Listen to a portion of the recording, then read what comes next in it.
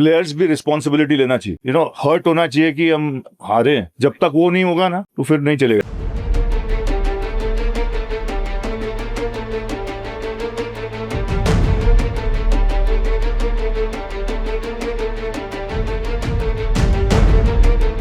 गलतियां होंगी और गलतियों से हम सीखेंगे।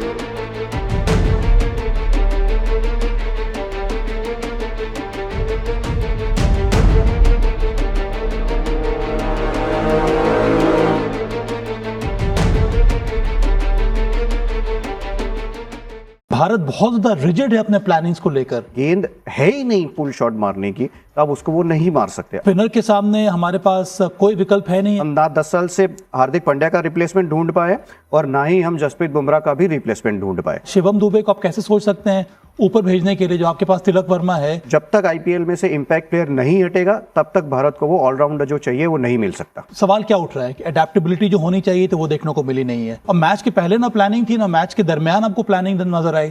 4 T20s के बाद उसमें काफ़ी चेंजेस है, चाहे वो आप कैप्टन को ले लीजिए, चाहे आप ओपनिंग बैट्समैन को ले लीजिए, चाहे आप हार्दिक पांड्या नहीं है, जसप्रीत बुमराह नहीं है, तो जब आप फिर से रीसेट करने जा रहे हैं तो थोड़ा बहुत वक्त लगता है। लेकिन वैभव सूर्यवंशी हमारी पहली और आखिरी उम्मीद था भाई। आप हर बॉल पे इतना हार्ड नहीं जा सकते। He will learn it the hard way कि इंटरनेशनल क्रिकेट में ठीक है आपको अग्रेसिव खेलना, अग्रेसिव खेलिए, लेकिन हर बॉल पे आप आंख बंद करके नहीं घुमा सकते। आपने जॉश टंग को मारा, आपने जोफ्रा को भी पहले 2 मैचेस में मारा था, लेकिन आज जब जोफ्रा वापस आया you were pushing the issue too much. आप 1 बार बचे, जब लगा 2 बार बचे, आप 3 बार बचे, आप चौथी बार आपने विकेट दे दी। आपको संभलना चाहिए था। आप जबरदस्ती मारने के चक्कर में जाते रहे। बहुत हार्ड जा रहे थे वैभव सूर्यवंशी, आज नहीं बनता था। इंजरीज भी है, वरुण चक्रवर्ती नहीं है, हर्षित राणा नहीं है। हर्षित का ये साल इंजरीज से बहुत ज्यादा is been MARD bye injuries, और वरुण चक्रवर्ती की भी कमी तो खली है, क्योंकि हम तो बात कर रहे थे कि पिच में थोड़ी सी मदद है गेंदबाजों के लिए। अरे मुझे चक्कर आने लग गया।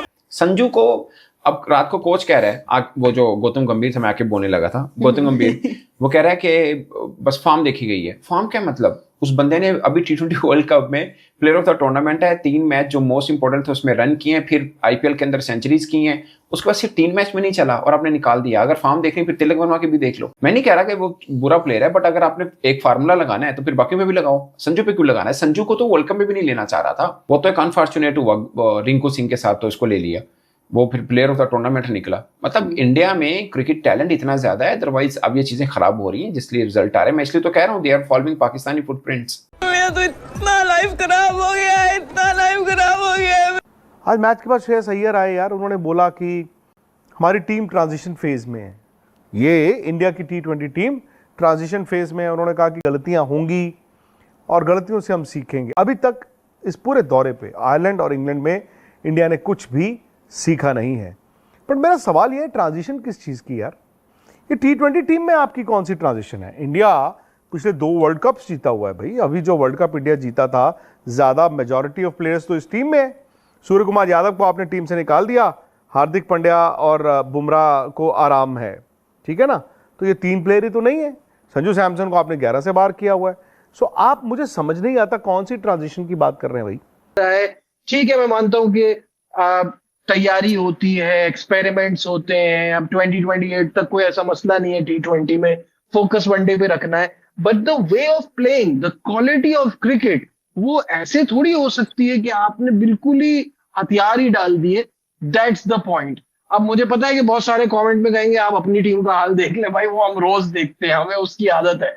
बात ये हो रही है कि हम वर्ल्ड चैंपियन टीम से ऐसी क्रिकेट एक्सपेक्ट नहीं करते। 2-3 साल से मैं इंडियन T20 इन प्लेयर्स को देख रहा हूँ। ये जो प्लेयर्स, तिलक वर्मा हो गया, अभिषेक शर्मा हो गया, शिवम दुबे हो गया, ईशान किशन, बड़े खतरनाक प्लेयर है। लेकिन जिस तरीके से ये फ्लॉप हो रहे सारे के सारे, इट फील्स लाइक के अभी आईपीएल में परफॉर्मेंस थी, सूर्या के अंडर परफॉर्मेंस थी, लेकिन द मोमेंट श्रेयस अय्यर कप्तान बना, इन सबकी परफॉर्मेंस एक साथ ही फॉर्म जानी थी।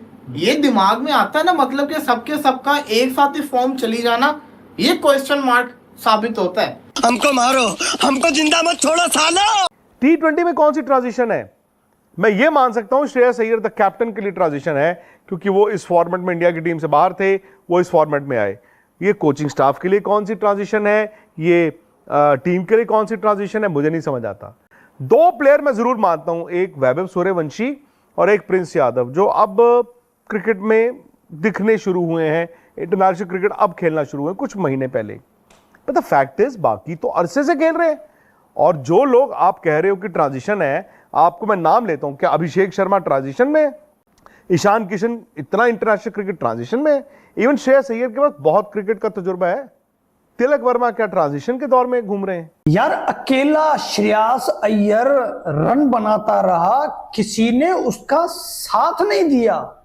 अकेला श्रेयस अय्यर 80 रन ठोक देता है, वो चौके भी मार रहा होता है, वो छक्के भी मार रहा होता है, कोई उसका साथ देने वाला नहीं होता।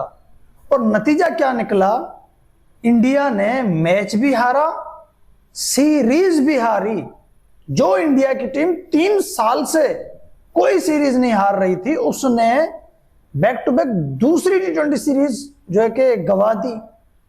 जो मेरे ख्याल से बड़ी क्लासिक किस्म की क्रिकेट खेलने हैं, आईसीसी इवेंट जीते हैं, 23 का वर्ल्ड कप बेशक हार गए हैं, फाइनल खेल रहे हैं, वो T20 वर्ल्ड कप वो जीते हैं, चैंपियंस ट्रॉफी जीते हैं, 16 सीरीज वो जीते हैं, नंबर 1 टीम, टॉप का सिस्टम, टॉप के प्लेयर्स, लेकिन उनसे ऐसी परफॉर्मेंस आनी वो एक्सेप्टेबल नहीं है और सूट भी नहीं करता। इंडिया मैच हारने के बाद अब एक और खतरा सामने खड़ी है, व्हाइट वॉश।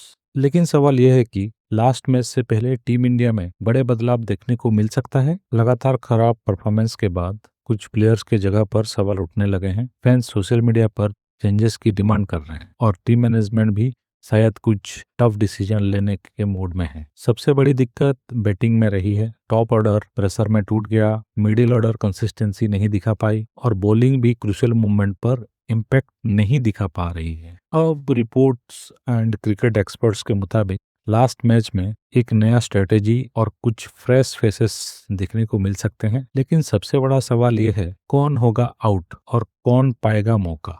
क्या ये चेंजेस इंडिया को व्हाइट वॉश से बचा पाएगी या इंग्लैंड एक और जीत के साथ सीरीज खत्म करेगी? आपके हिसाब से टीम इंडिया से सबसे पहले किस प्लेयर को बाहर होना चाहिए? कमेंट करके जरूर बताएं। और ऐसे ही इंटरेस्टिंग वीडियो देखने के लिए चैनल को लाइक एंड सब्सक्राइब करना ना भूलिए।